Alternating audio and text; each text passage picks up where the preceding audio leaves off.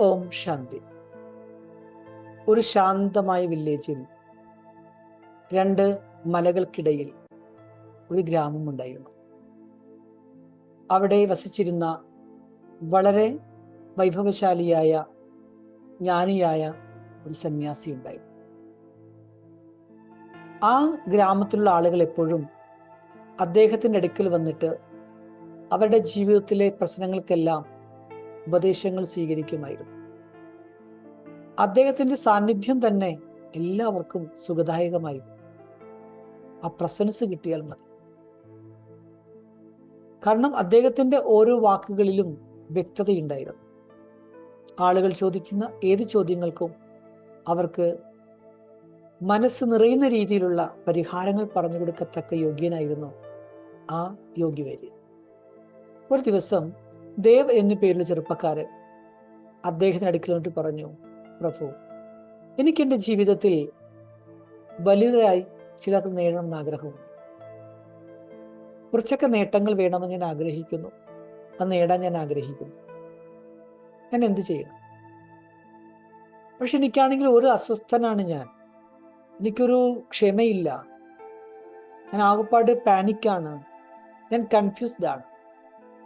ഞാൻ എങ്ങനെയാണ് എൻ്റെ ജീവിതത്തിൽ ഉയർന്ന ലക്ഷ്യങ്ങൾ നേടുക? ഞാൻ ശരിക്കും പരിശ്രമിക്കുന്നുണ്ട്, പക്ഷെ എന്ത് ചെയ്യാനാ? എനിക്ക് ഫോക്കസ് ചെയ്യാൻ പറ്റുന്നില്ല. ഒന്നിലും എൻ്റെ മനസ്സ് ഏകാഗ്രമാകത്തില്ല. ഞാൻ എന്ത് ചെയ്യും? അപ്പം നമ്മുടെ ഉള്ളിൽ സ്ട്രെങ്ത് വർദ്ധിപ്പിക്കുവാൻ, സക്സസ് ഉണ്ടാകുവാൻ എന്തെങ്കിലും സീക്രട്ട് ഉണ്ടോ? ഉണ്ടെങ്കിലും ദയവായി പറഞ്ഞു തരൂ എന്ന് പറഞ്ഞു.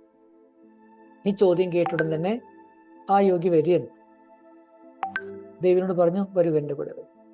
അദ്ദേഹം ആ ദേവിനെയും കൂട്ടി ഒരു ചെറിയ തടാകത്തിൻ്റെ തീരത്ത് പോയി. അവിടെ രണ്ടുപേരും കുറച്ച് സമയം നിശബ്ദയിലിരിക്കാൻ തുടങ്ങി. അങ്ങനെ സമയം കഴിഞ്ഞു പോയി. അവിടെ ചുറ്റുപാടുമുള്ള കിളികളുടെ ശബ്ദങ്ങൾ, പിന്നെ അയിലകളെല്ലാം പരം ചെയ്യുന്ന കാറ്റത്ത് പരസ്പരം മർമ്മരം ചെയ്യുന്ന ശബ്ദമല്ലാതെ മറ്റു യാതൊന്നുമില്ല. കുറച്ച് കഴിഞ്ഞപ്പോൾ ദേവ് ആകെപ്പാടെ ഇരുട്ടാകാൻ തുടങ്ങി. കാരണം ഇരിക്കാൻ പറ്റുന്നില്ല. അദ്ദേഹം ചോദിച്ചു, എന്താണൊന്നും മിണ്ടാത്തത്? ഒത്തിരി നേരമല്ല മാസ്റ്റർ, ഒത്തിരി നേരം ബോറടിക്കുന്നല്ലോ, ഒന്നും മിണ്ടാത്തത് എന്താ? ഉടൻ തന്നെ സന്യാസി പറഞ്ഞു, ഇത് സൈലൻസ് ആണ്, ഫീൽ ഇറ്റ്. ഇത് ശാന്തിയാണ്, നീ അനുഭവിക്കൂ. ഈ ശാന്തി എന്നത് ഒരു എംപ്റ്റിനെസ് അല്ല, ഒന്നുമില്ലാത്ത അവസ്ഥയല്ല, അതൊരു പവറാണ്.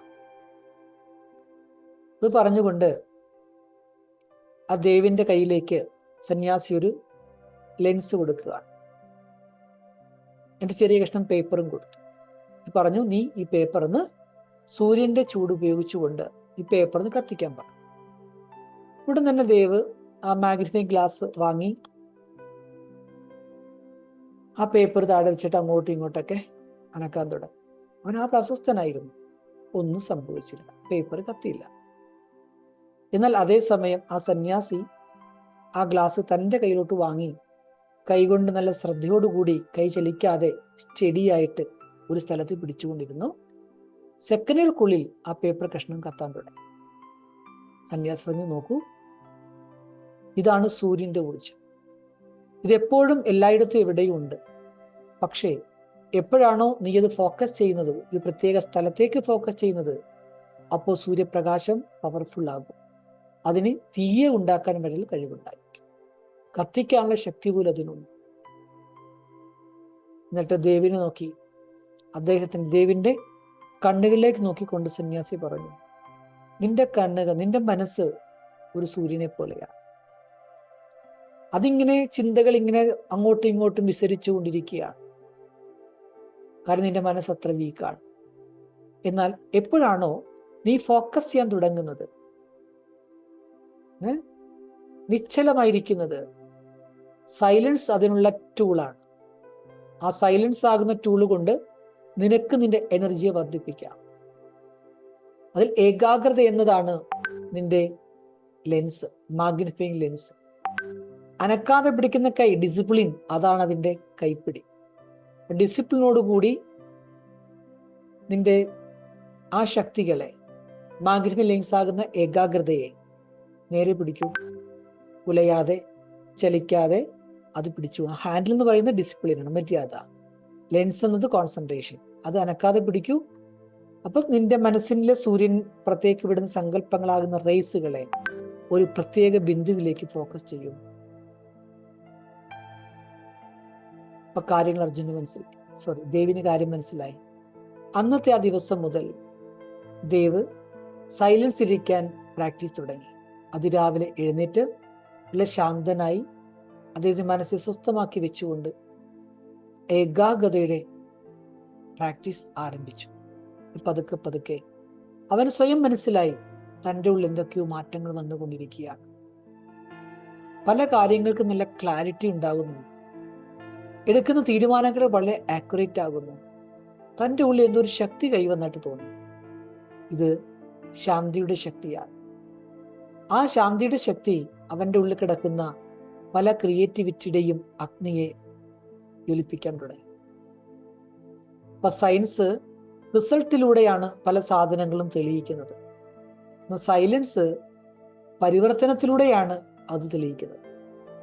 ഒന്നും കാണിച്ചു കൊടുക്കാനില്ല, റിസൾട്ടൊന്നും ഇപ്പൊ കാണിക്കാൻ പറ്റില്ല. സയൻസാണ് അങ്ങനെ കാണിക്കുന്നതെങ്കിൽ സൈലൻസ് പരിവർത്തനത്തിലൂടെയാണ് അത് പ്രകടമാകുന്നത്.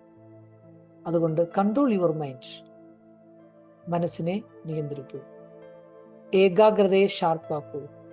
തീർച്ചയായിട്ടും വിജയം നമ്മുടെ പുറകെ നിഴൽ പോലെ നമ്മളെ അനുഗമിക്കും. അതുകൊണ്ട് അവ്യക്ത ബാബ്ദാദ നമുക്ക് നൽകുന്ന ഒരു വിശേഷപ്പെട്ട ശ്രീമത്താണ്. ഏതുപോലെ സയൻസ് പ്രയോഗത്തിൽ വരുന്നു അപ്പോൾ മനസ്സിലാകുന്നുണ്ടല്ലോ, സയൻസ് നല്ല കാര്യമാണ് ചെയ്യുന്നത്. അതുപോലെ സൈലൻസിന്റെ ശക്തിയുടെ പ്രയോഗം ചെയ്യൂ. അതിന് നമുക്ക് വേണ്ടത് ഏകാഗ്രതയുടെ അഭ്യാസം വർദ്ധിപ്പിക്കുക എന്നുള്ളതാണ്. ഏകാഗ്രതയുടെ അടിസ്ഥാനമായിട്ടുള്ള ആധാരം എന്ന് പറയുന്നത് മനസ്സിന്റെ കൺട്രോളിംഗ് പവറാണ്.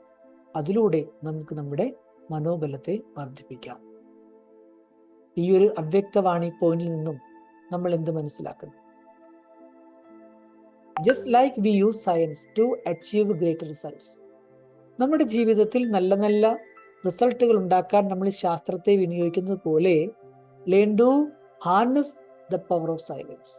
നമ്മുടെ ഉള്ളിൽ ശാന്തിയുടെ ശക്തി വർദ്ധിപ്പിക്കാനും ശ്രമിക്കൂ, അതിനെ പ്രയോഗത്തിൽ കൊണ്ടുവരും. കാരണം silence is also a powerful force. വളരെയധികം ശക്തിമത്തായ ഒരു സാധനമാണ് ശാന്തി എന്നുള്ളത്.